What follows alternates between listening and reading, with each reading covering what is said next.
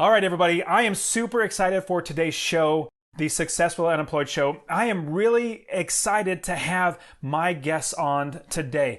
They are the owners of Income School, as well as many other businesses as well. They're great online entrepreneurs, and I'm super excited to have Jim and Ricky on the show with me today. Hey, guys, thank you so much for being here. We're glad to be here. Man, you guys are fantastic. I've been watching lots of your videos. You have so much great content out there. But I want to jump right into, how do you guys make money and not have to work a job in order to provide for your families? You'll take that or want me to? Yeah, either one. So what we do is we create blogs and YouTube channels to gather an audience in a particular industry. We're in all kinds of industries: pets, knives, photography, RVs, everything. Yeah. Hunting and guns, just all kinds of different sites that we've done. We gather, get traffic, get YouTube subscribers, and then we find ways to monetize it. Sometimes it's with an affiliate deal where we're getting a commission for sending a sale to a store, or with info products. That's a big one, selling online courses, or ads on a website, a variety of different things. But that's really what it's about, is gather an audience and then monetize it. And then we do the same thing within the internet marketing space. We gather an audience and we teach them how to do this as well.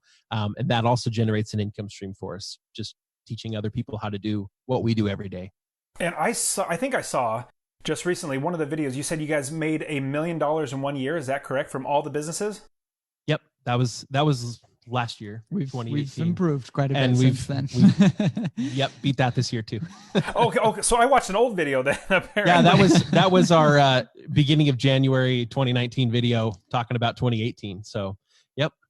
Good for you guys. Okay, so that is really, really awesome. Now, take us back before you even started any of these websites, or before you even knew how to make money online, and talk to us a little about your back history, just working a regular job, and then realizing that this is actually possible, and how you got into it. Well, there's actually a fantastic story. I'm going to let Jim tell as much of his story as he wants, but this is my shameless plug. Jim just wrote a book. And in the book, there's a chapter that just like lays out Jim's exact situation. What was that, about 10, 11 years ago? Yeah. That paints a pretty bleak picture of where things were. Yeah. But I'll let Jim tell us. We were living in a hotel, my wife and I. We had graduated from I got my bachelor's degree, and it was 2009, and nothing was happening. Even fast food restaurants wouldn't even take my resume. There was just nothing. Our car broke down, and we were down and out. And my son was like 4 weeks old, and we were on the other side of the country, a place we'd never been, and it was pretty bad. And I worked at the dollar store. I finally got a job there. And while I was at the dollar store, I started listening to podcasts just to dull the boredom. And some of those podcasts were teaching internet marketing. And I was just listening to everything. So I was like, whatever. And I heard people who were making real money online, doing what we're doing now. And I didn't realize it at the time, but it was a blessing in disguise to just have a lot of time sitting there listening to how to do things. I started my first online business, a photography website called Improve Photography, that I've since sold that business. But I ran it for many years as my full-time income and earned millions of dollars from it, all from starting at the dollar store and listening to podcasts. And meanwhile, Ricky was working in corporate America as a chemical engineer. Yep. So I went and got a bachelor's degree in chemical engineering, and I thought, man, like, I've got it made. Jim, I don't know what Jim's doing, but I got it made. I was at a dollar store. I went and got a good job, right? As a chemical engineer, I was making a good income. And then I was working, they moved me into headquarters where I was working in marketing, and working on an MBA at the same time. I mean, just everything going awesome. And then I was just dying to move back to Idaho. I was living in Dallas, Texas at the time. And, Jim calls me up out of the blue and is like, hey, so this blogging thing's working out for me really well. And I actually had to interview him, or got to interview him for business school. Oh, I forgot that. I had to interview an entrepreneur. I think that's why my name was like top of your mind. I had to interview somebody for an entrepreneurship class. And so Jim's telling me all about what he's doing because I asked him to, and I was really intrigued. And then a little while later, out of the blue, he sends me a text. He's like, "Hey, I want to talk to you about something." So we started talking, and he mentioned he had just started this new website, Income School. We started working together, and then I graduate with my MBA, and the very first day back at work, they laid me off. Yeah, I'm like, "You guys just helped me pay for an MBA, and then you like kicked me out the door." But I was good. I was good at the work I did. So a couple months later, I had a job in Idaho. Got me back here. Again, corporate America is a good job, but it was mind numbing for me most days. But fortunately, I had Income School to work on, and within less than 3 years of moving to Idaho, I left 2.5 years later. Yep. So that's our backstory in a few minutes. Man, that is fantastic. And Jim, living in a hotel, I mean, that's just, oh man, mind blowing. Especially think of people that like would have to live in their cars or something like that. And then Ricky getting laid off. I mean, you were go through school and then get laid off. I got laid off. I worked for the county government in California. Nobody gets laid off or gets fired from the government, but apparently I did. And so I got into investing in real estate. That's where I made all my money. But I wanted to bring you on because of the businesses that you guys have created. And imagine, no time in history of the world has anybody been able to do anything like we're doing now with making money with online resources, online sites. That is true. I have to give an example of that because it never has been like this. So we started a secret YouTube channel. And I say secret because we reveal all our niche websites. We'll give you the URL. You can go to them and see them. That's extremely rare. Anybody in this game who's, they don't want to tell anybody which their niche is, et cetera, where they're making money, how they're making money, et cetera. We'll show you all our sites. This one is brand new. And if we gave out the YouTube channel, we'd have our whole audience flood to it and it would take off immediately and make it look easier than it really is. And so when we start something for about 6 months, we don't tell anybody what it is until we can prove that we can build it from scratch with no unfair advantages. We started it, I think we're to 13, 14 weeks ago that we started this channel from scratch, and we're already at $1,000 a month with it. We've made 20 videos, and it's at $1,000 a month now.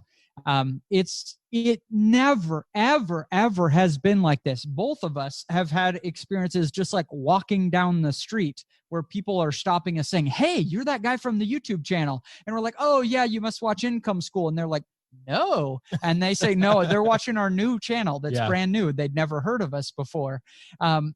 It's never been like that ever in the history of the world that somebody from a cell phone can record themselves and reach a vast audience. Like, I mean, we're maybe 500,000 people have seen us on that channel in such a short amount of time with so little put into it, creating 20 videos.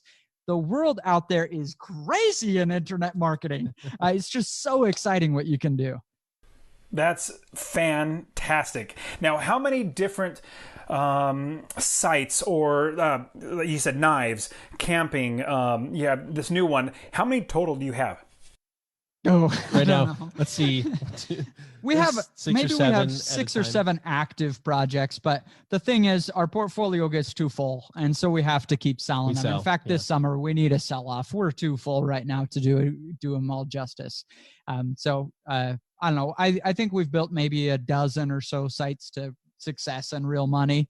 But I think right now we're 6 or 7 right now. So is the end goal to sell the sites? Is the end goal to make money from the sites? What's the end goal? Normally, we would just own them and just keep making money from them for years and years and years. The thing is that in our particular circumstance, we're teaching. And in order to be relevant teachers, we need to be practitioners as well. That's how we feel. And so if we're not actively starting something new every year at least, then we are outdated. We don't. There are so many internet marketing people, even like pillars in the industry, that haven't started anything from scratch in years. Yeah. They're doing internet marketing every day, but they haven't started from scratch in a long time. Yeah. And that's how we feel like we owe our audience that, to start from scratch, no unfair advantages over and over again, because that's where most of them are. Most of them are starting from scratch. And so there was a time when my business wasn't doing well. About 3 years in, I had been making a ton of money. It was going really good. And then it just started to peter out. I was going 40,000 a month and 30 and 20 and 10. Things weren't going well. And I was desperate trying to figure out what I was doing wrong. I was still pretty new to it. I'd only been doing internet marketing for 2 years really at that point. And so I wasn't sure. In hindsight, I know exactly what I was doing wrong, but I didn't know at the time what I was doing. And there was one particular well-known person in internet marketing who I'd always listened to on podcasts and things to kind of learn things. He's who I learned from. And at the time that my business wasn't doing well and I was struggling trying to figuring everything out, every podcast was like about his public speaking career and stuff. And I was like, it kind of ticked me off, honestly. Like, not that person owed me anything, but I needed help. And that person wasn't being relevant to me in the audience anymore. And so we've just decided that's just one of our core beliefs in the business is if we're going to teach it, we need to be where our audience is. And that means starting from scratch. And so for us, like, yep, selling them off is something we do, but that's not really the end goal.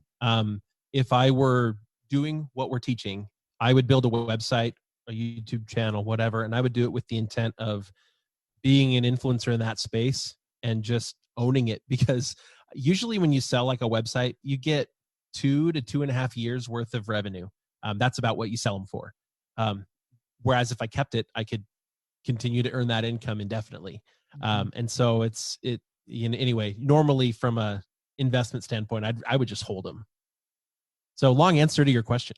No, but that's I appreciate it because I never really think of an exit strategy when I create a website. And I can be like, yeah, let's just create it and try to make money. But when I go into any other business outside of creating a website, I always think of an exit strategy. I always think of that. And so when you guys say, oh, we probably should sell some, I'm like, man, that's a great thing. Now, you just said, Jim, that you figured out or you knew what the problem was. I'm dying to know. It went from 40, 20, all the way down. Oh, yeah, sorry. What was the problem? Yeah, I did kind of tease right there, didn't I? I didn't It's in the book. To. Just go buy that's right. Go buy Work Energy. It's available on Audible and Amazon. Just kidding.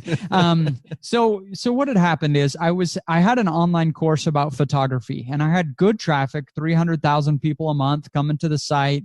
And what I did is each month I would open up 75, 100 seats in this course. And then each day I would email you a lesson for 30 days. And it was like a 30-day jumpstart your photography kind of deal, right? And so the marketing of it was beautiful. I had 300,000 people coming. I had 100 seats. And so I'd make 10 grand every month from that course. And it added that I had other courses and open to 200 seats, etc. Right? So eventually we get up to $40,000 a month plus the affiliate and everything in there, right? Well, what I decided to do is what every entrepreneur should do, right, is scale. And I thought, well, right now I can't scale this because I'm limited to how many seats I can have every month. And so where I used to have 100 people in each course a month, I said, well, what if I just open it up and I hire an employee to make it so I can take an unlimited number of seats? And so I did that. And the first couple months, we killed it, right? And then I was like, well, now it stinks because I'm only making sales on the first day of each month. And so it'd be great because people come to my sales page and they say it's not on sale for another 15 days. And so I should open this up. I could make a lot more sales. I'm wasting 29 days of sales for that one day where I open it up. And so I made it kind of evergreen so you could really sign up whenever you want and you'd start getting your lesson the next day. I was just building and expanding the business. And all of a sudden, when I looked back on these sales that had dwindled, even though I had made the courses better and put much more into it and opened more opportunities for people, I realized you know why it's not selling is because the first few months when it was limited, I would post on Facebook at the time. Facebook, we had a big community there. And I would say, hey, this course sold out in 75 seconds last month. We're opening it up now. Go. And what would happen? 75 seconds later, I had $10,000 because it sold out and there was that scarcity. It was going. And so in hindsight, it seems so obvious what the problem was. I had just thrown a grenade on my best marketing tool, was the urgency and scarcity of this course. I just threw a grenade on it, trying to scale it.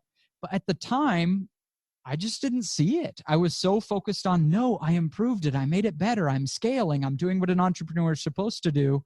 And I just didn't see it. Yeah. So, and then, yeah, go ahead. Sorry.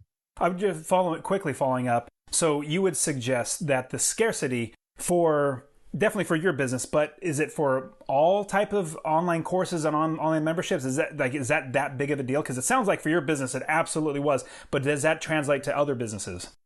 I don't think it always does. Right. For example, on Income School, our courses open all the time. If you want to learn how to SEO, how to create a YouTube channel, do exactly what we're doing, our course, Project 24, you can go by anytime. It's always open. No scarcity for it. And it's selling like crazy. The problem was I was built on social media on a kind of different model at the time. And online courses were really novel and new. Back in the time.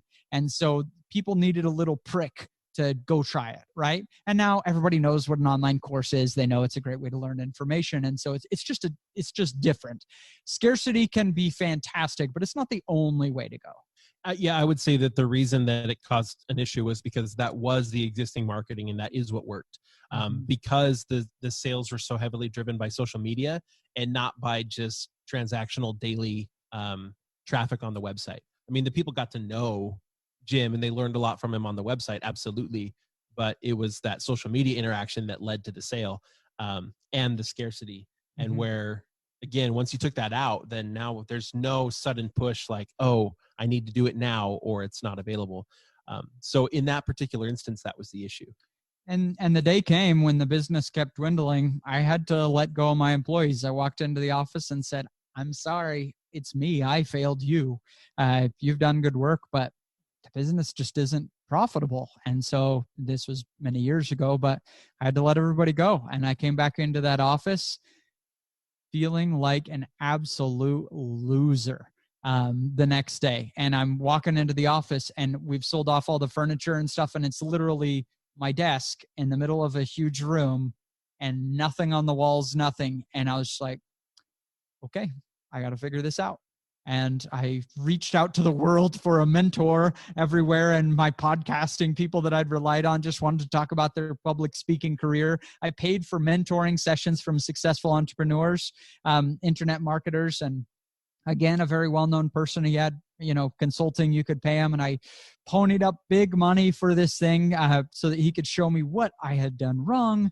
And I had prayed and planned for this meeting to talk with them to just somebody show me what was wrong, right? And the time comes and he's late, whatever. I keep calling, emailing him like, hey, I paid for this session. Where is he? And like an hour later, I get an email that says, hey, today's not good. Can we reschedule? And I was just so broken. Like I felt like such a loser and there was not a person on planet Earth that was going to help me. And so I put my back against the wall and started breaking stuff and just not literally, like I just started pushing this business. I was like, I am going to fix this. So I was listening to a podcast about flash sales, about, especially on Black Friday is a great day for it, but it could happen anytime. I made a bunch of photography courses and presets and all kinds of stuff, a bunch of digital products, put it all in one bundle. If you were to buy all the digital products separately, it'd be $2,000.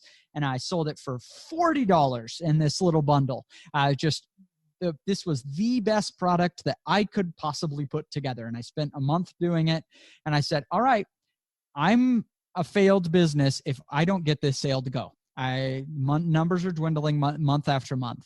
And so I sat in that office day after day, just cranking at this product, making it.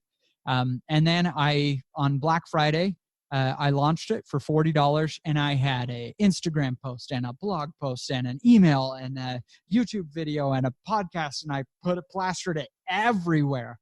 And I woke up at midnight, went to the office, I pressed publish, And I went and slept for a couple hours, just restlessly. Came in that next morning and I had made a huge amount of money. And in 4 days, I made $150,000 from that sale. And I started doing that every year. And 1 year I did $250,000 in a week. And that was really the thing where I finally just said, the world isn't going to solve this for me. I've got to figure it out. And lots of things have changed since then. Flash sales are different because Facebook ads aren't nearly as cheap as they used to be, etc. But to me, that was a major turning point as an entrepreneur, where I just realized, like, no one is going to show me the way. No one is going to fix this for me. If I want this business to succeed, I am the only person on planet Earth who is going to get it done. And so it's time to go break some stuff and make things happen. Yeah. And so now you've gone from all this to where now you're starting to break things and you're starting to fix things up. And now, just like in my real estate business, I had to figure out everything on my own. Now I could have paid $20,000, $30,000 to somebody to show me how to do it if they would have showed up. But I literally did it myself, and whatever worked, I kept in the business. Whatever didn't work, I ripped it out and I just threw it away. Yeah. And now I have a step-by-step system that I always go through when I build a business, and you have that too. And what I love is when I go watch your guys' videos, you guys have actively, and you talked about this earlier, you're always proactive. You're always testing things. You're already doing all this stuff, and rather than saying, hey, this worked 10 years ago and this is what you should do, no, you're like, this is what we are doing right now. Because I know there are quite a few real estate people who teach real estate, but they don't actually invest anymore. I still invest in real estate. I still do all that stuff myself. So I completely appreciate that. Now, what I want to ask from you guys is, if somebody listening or watching this, that they say, you know what? I really want that. I want to just start helping people, and I want to use online marketing to do that. Let's just say you have a quote unquote niche site, but I have a site where I want to talk about, and I was thinking, okay, what can I maybe not stump them on, but like, let me give them an idea and see if we can work through this through. So my idea would be barbecue. Let's do a barbecue website, a niche site, because I know I like barbecuing in general, but I like smoking a little more. I mean, is barbecuing too big? Should I niche down to smoking? Like, where should we start with the niche idea and then keep moving step by step to where we actually can start generating income? Okay, I'm literally typing into Google right now, best barbecue grill. And when I do so, there are site after site after site of well-known sites. I mean, Art of Manliness and really well-known websites that are giving me the best barbecue grills.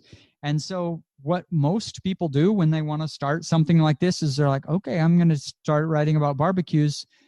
Well, my favorite grill is the Weber Grill Master or whatever. And they just start making a site.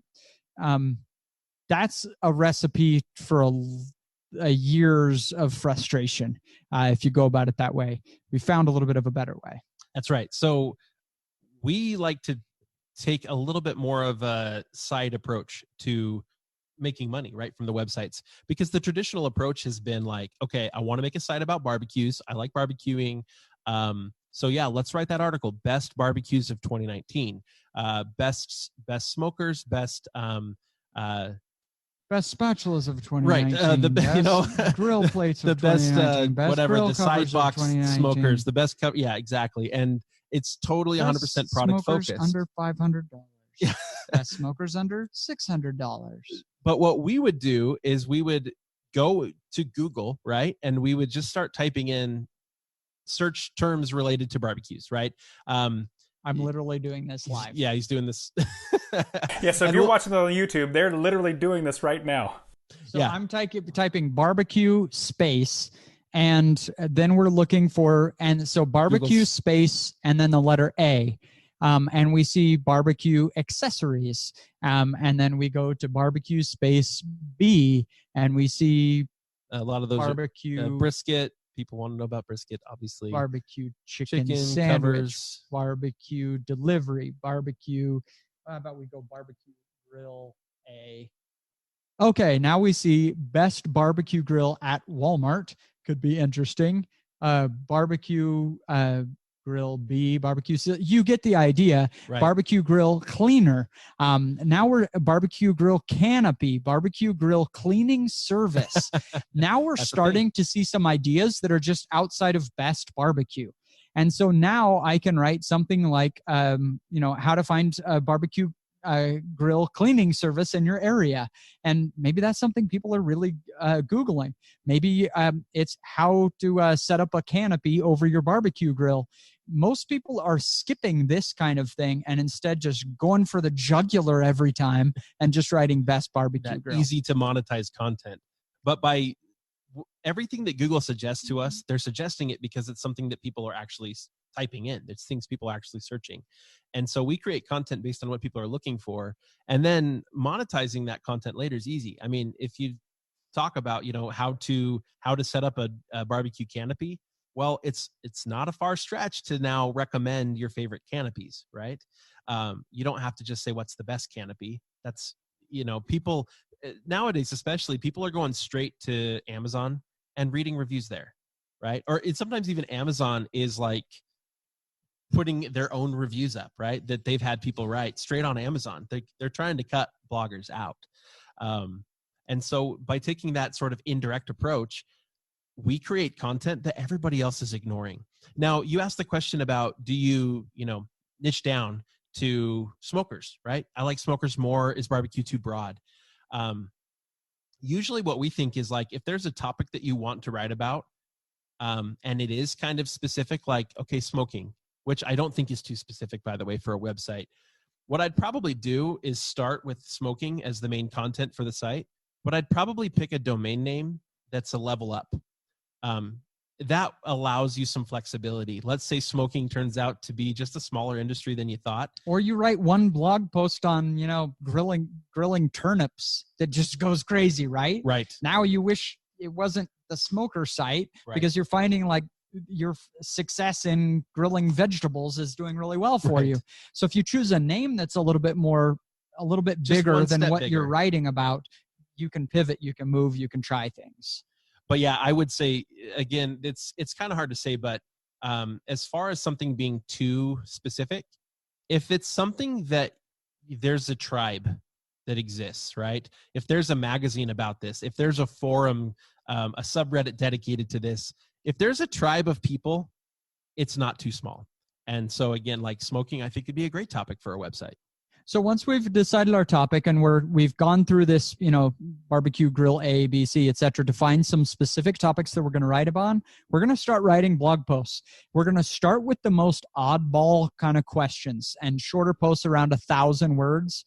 And then when we get to the more competitive terms, something like just Best Barbecue, at that point, we're going to be writing a 3,500 word, put your best effort into it, everything. But those come later after you've established some credibility with Google. Now, there's also the sidestep method. This is how I would build a blog and go for it. You can totally be successful with it. But I mentioned how many reviews there are of Best Barbecue Grill. Go to YouTube and do the same thing. You will be shocked. Because what you would hope for, if I search Best Barbecue Grill, what I would hope for is somebody that has 6 barbecue grills out there. They're using them all. They leave them out in the rain and see if they're rusting. They see which ones stick cooking the same things. They see which ones hold the temperature best with all 6 barbecue grills, and they write it. I bet you anything, if you go to YouTube right now, you will not find that. Maybe there's one person who's done it, who's killing it, but you will not find it. You will find these videos of stock photos and a voiceover of like, no, the Weber 742, and talking and they about list the this features, grill. right? Like, or it's so easy right now on YouTube. It's so easy to stick out. Just do what people want. It's not that hard to create that kind of content. And even if you can't go buy 6 smokers or 6 grills don't right now, tell your wife. Like, yeah, just it's a business expense, honey. It's a business expense. I can write this off. No, like if it is something though, like you have experience in, right? You've been grilling and smoking for years, then you can go on a video and say, look, I've used this one, my friends use this one. Like I've bag and steal from all your buddies and say, I'm going to come pick up all your barbecue grills this afternoon. Well, just talk about what you know from actual experience. And I think that's what is a lot easier to get across on YouTube than it is in a blog. In a blog, it's like, here, I'm presenting information for you. On YouTube, it's like, here, let me show you. And there's so little of that when you do it, it takes off. That's great. Now, I know with Income School, you guys have a whole 60 steps in the process of creating these income sites. Now, there's way out of the scope to go through each one of these, but can you give us a high level so we want to start writing? First, figure out what we're going to be talking about. Go through like you just did with Google. Jim, you just went through and just looked at a whole bunch of different things. And then we want to start writing articles, writing oddball ones that can just answer a specific question, to writing a pillar post that's 3,500 words. What are other things that we should be doing as we're building up these sites? So basically it's going to go, you select what topic you're going after and how big or small you should go. Then you're going to set up by your .com. You're going to put a logo on it, do the just very basic design at first. Branding. Don't go crazy on the design at first until we have a lot of content. Why? Because you're going to spend all the time designing it and then you add content and it looks different. It's hard to do the design without content. So you just start writing. We're going to write, once you have your hit list of all the posts, 30 for posts that you're going to write, we're going to order them from the most oddball question to the biggest topic that probably gets the most searches. And you're going to start with the most oddball question because that's probably the least competitive in Google. It's a very specific question. Something like, how much does a barbecue grill weigh?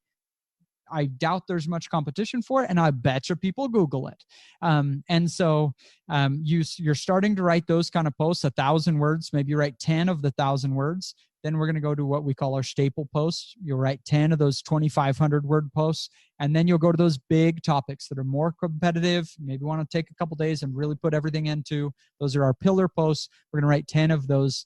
And then we want to do some promotion. I think it's smart to start a YouTube channel to send some traffic to that blog, maybe spend a little bit of time on Pinterest, etc. But that is minimal. I would spend 90% of my time just making content. I promise Google's going to find you if it's good. And 10% of my time doing a design of the site, doing a little promotion of it, etc. That's the basic get you started in the next 60 days. Because I remember you said in one of your videos, or actually multiple times, you say you want to have 30 articles, of varying lengths and all the sort of answering different ones. But 30, you want to work really, really hard to get 30 articles and then move on. Is that correct? I would say that is a foundation. You've got to have that. Minimum viable product. Yeah. If to get any sort of, organic links, right? That link velocity, to have anything. If you spread out those first 30 articles over the course of a year, there's a reasonable chance that your site never takes off.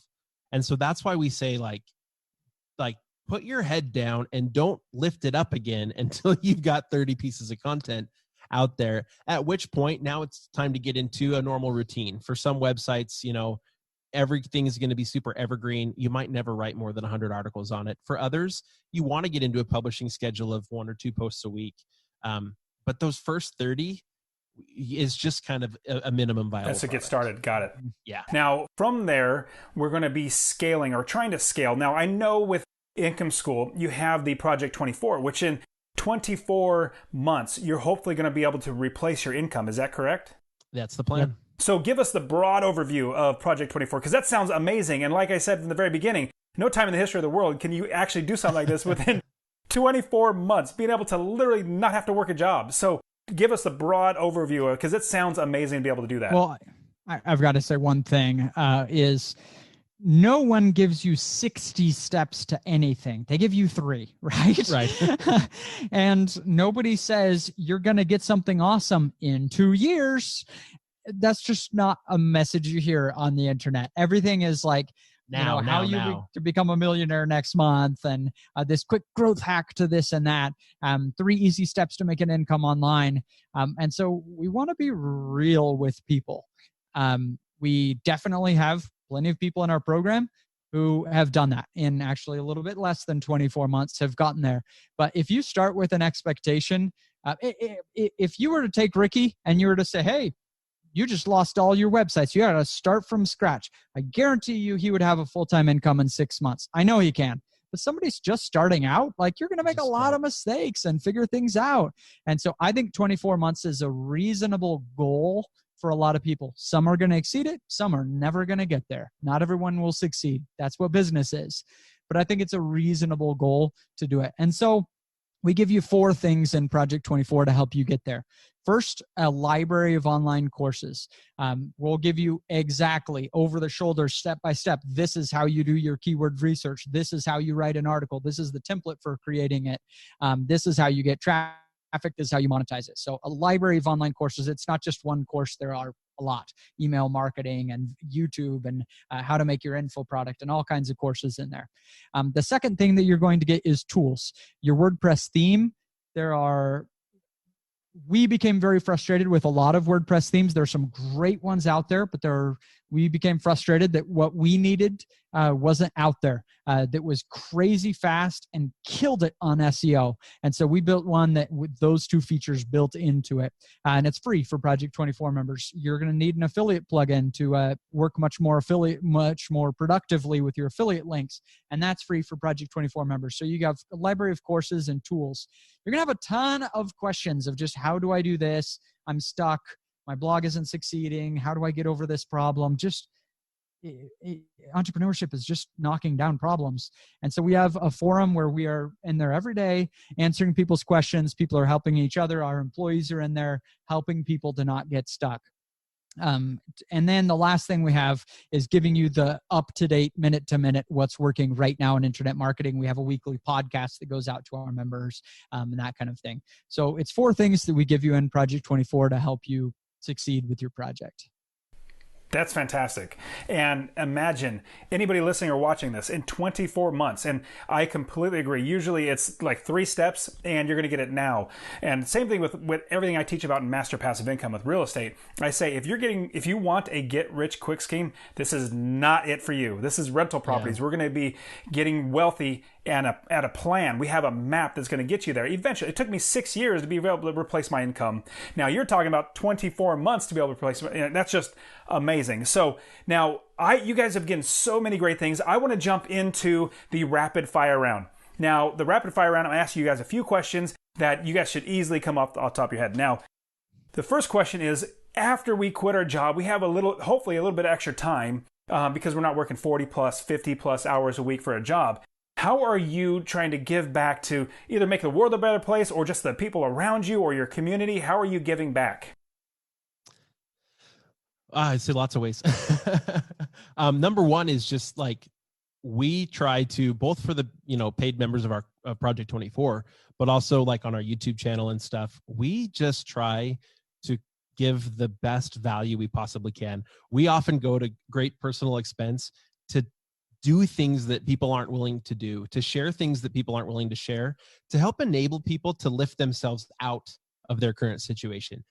Every time I hear on social media, somebody will post an article about how the American dream is dead and life is awful and nobody, people are just trying to hold everybody else down. And I'm like, there are ways. It's not just our way, but there are ways. And let me show you, let me lift you up. But outside of that, we do lots of things. Ricky's been a Scoutmaster forever. Yeah. We both donate a pretty good chunk of our percentage of our incomes to nonprofits and serving in the community. We serve in our churches. Ricky donates to schools, and there's a lot we do. And plus, just how much time both of us spend with people who are down and out. It's almost a weekly basis that we have somebody coming into the office who's just heard about us and just is kind of down and out and needs some help. And we're just spending time with people, just showing them how to do it, even those who aren't paid. That's great. Who just trying to help get them on track. Awesome. Okay, next question is, if you were, and I want both of you guys to answer separately, if you were to go back and give yourself 20 years ago, 25 years ago, some advice, like one piece of advice that you give your younger self, what would it be? I would say don't worry about the expectations that have been set before you. The course was laid. You go to high school, you go to bachelor's degree, you get an advanced degree, you become a professional, and you work on that job for 30 years. It's what I grew up with. My dad was a great provider, very consistent for us, and I really appreciate that. And I took that into my career. I went and got a bachelor's degree, and it left me at the dollar store. I went and got a law degree and became a lawyer. And where did that get me? Got me $90,000 in debt. And things only started happening when I just said, you know what, this is not the life I planned or expected or the direction I thought I was going to go, but this is what's working for me. And I'm going to just go for it. Awesome. How about you, Ricky? Good answer. You know, I would say that that's a big part of what I would tell myself, especially in terms of like your career path. But I would say pretty much the same thing is true in terms of kind of other expectations. Jim and I have actually both talked about this quite a bit. Like if we could tell ourselves in high school, you know, what to worry about, like we would worry so much less about like everything. Fear, man. Yeah. You look back and you think of everything you were just afraid of. You're afraid to say the wrong thing because your friends might not like you. You're afraid to dress the wrong way because people won't think it's cool. And I'm like, who decides what's cool? The people that are confident and not afraid. That's who decides what's cool. And so if I could go back 25 years and tell myself or anybody that's young something, I'd say like, don't be afraid to just step outside of your comfort zone and step outside of everyone else's comfort zone and just do the things that make you happy. And Ricky's doing that. I can attest to that. I texted him on Saturday, and you saw the Tesla Cybertruck, right, Dustin? The announcement, I think everybody did. Well, I was looking at a side-by-side, you know, like a big four-wheeler, like a mini little Jeep, right? People mob around in the mountains with them. They're very popular where we live anyway. So I texted him a picture of this side-by-side I saw on a Facebook Marketplace listing and a picture of the Cybertruck. And I said, do you think we could rip the body off this and weld a Cybertruck onto it? And, and he texts back and he's like, yes. 8 hours later, we bought a side-by-side. We shut down the whole office for a week, and we've been in my shop. Not one of us knew how to weld ever. And we've built this thing, and gosh, it looks cool. It's getting there. It looks cool. And so, you know, it's just for a marketing deal, but it's exactly what you were saying. It's not something that I would have ever thought I would do, to just say, yeah, let's go for it. I would have looked at that and said, it's going to cost a lot. It's going to be hard. It's going to, you know, what happens if the marketing stuff doesn't do well? Then we just wasted all this money. But I looked at that and I thought, no, actually, it's totally doable. Let's make a plan. It's for worth how we can do taking this. a shot at the goal. Is it going to fail? I don't know, but it's worth taking a shot at the goal. That's brilliant. So I definitely want you guys to send me that picture. I want to see what it looks like, or I want to be able to, however marketing you're going to be doing it. So the next question is, if somebody is thinking, man, I just need to get started. Now they already think I need to get started. They already want to get started. What is the first step? Like, what should they do that's going to get them going on this path? You got to select a niche before you can really take any meaningful step. But to me, the very first thing that you really need to do is you need to commit to making it work. Like, commit to one path that you're going to make work. We see so many people in the internet marketing industry who do this Amazon FBA thing for 6 months, and as soon as they run into their first obstacle, they're done. And then they do this, this ClickFunnels thing, this paid ad strategy for a while. Nothing wrong with those two businesses at all. But how many people have we seen who have been like, I've been in the internet marketing industry for 8 years. I've tried everything.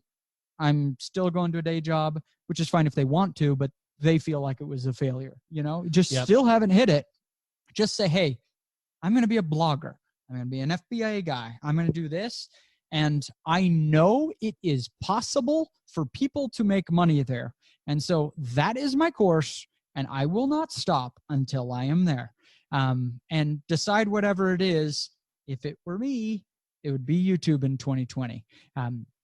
For me personally, having tried a lot of internet marketing stuff in 2020, I say, I hate the word easy.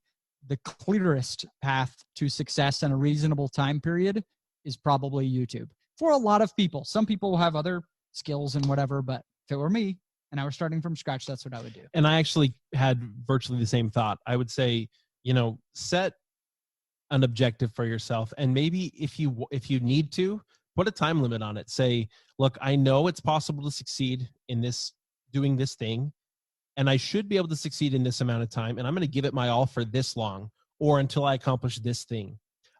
We've done that, and we've told people to do that a lot with like the 60 steps, right? Like, put your head down and don't stop until you've hit those 30 articles at least. After that, take a breather, whatever. But if you don't, we've had so many people that are like, well, I tried this and it didn't work. And we look at their site and we're like, you have 7 articles. Like, you didn't actually give it a shot. And so I think that's really the thing is, you just have to commit to following through.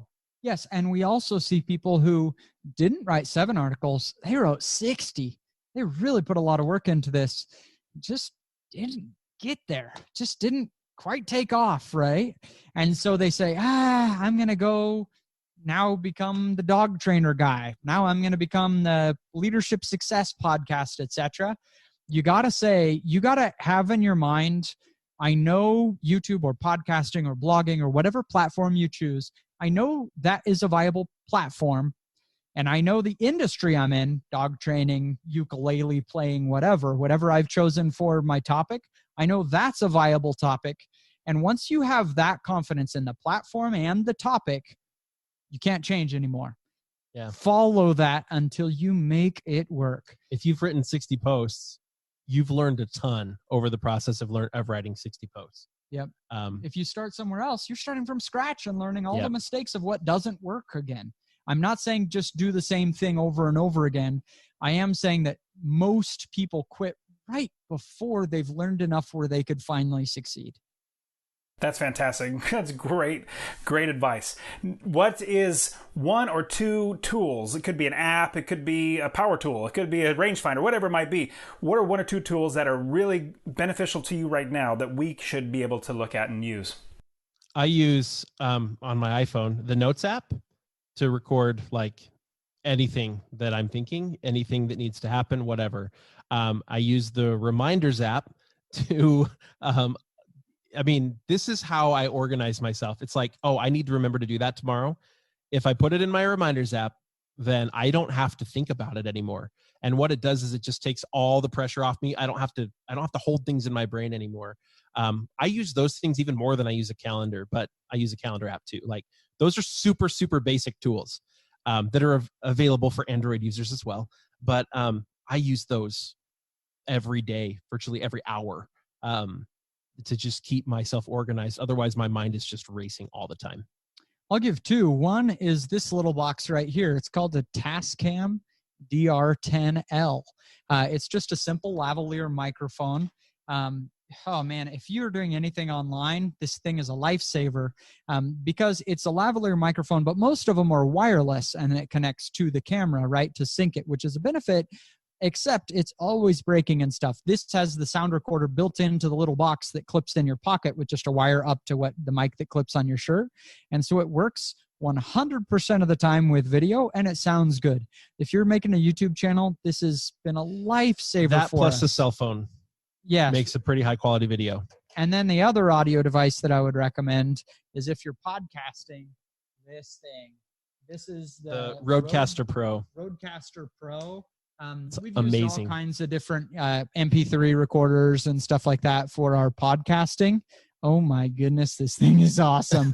It does all your processing in it, your compressor, limiter, gate, de-esser, everything. So when you're done with the podcast, it is done. We can get our nice mics to send to you. We can pipe you in over Bluetooth in it. You can have your intro and outro music on a button to just press right there. It is dang cool. If you're doing anything with podcasting, it's just nice find to have. It's a little bit, was it like $700? I don't remember you bought it. But oh my gosh, totally worth it if you're podcasting. Awesome. Last question. What is 1 nonfiction book that you guys would suggest that would be beneficial for us to read? Wow, which one? Well, Can work I give energy. mine? Absolutely, Jim. Go right ahead.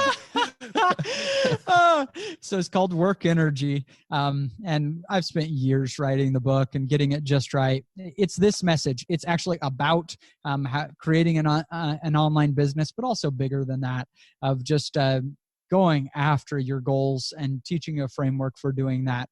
I make it a bucket list of 50 things to do in life when I was 15 years old.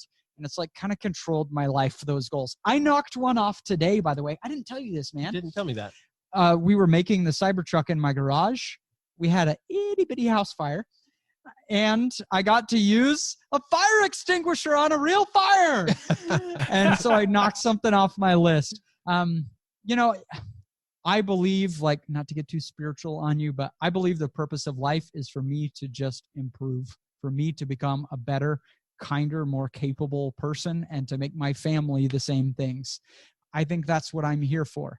And so if I'm not stretching myself, and if I'm too comfortable just doing the same things that I already know how to do, I don't feel like I'm accomplishing what I'm here for.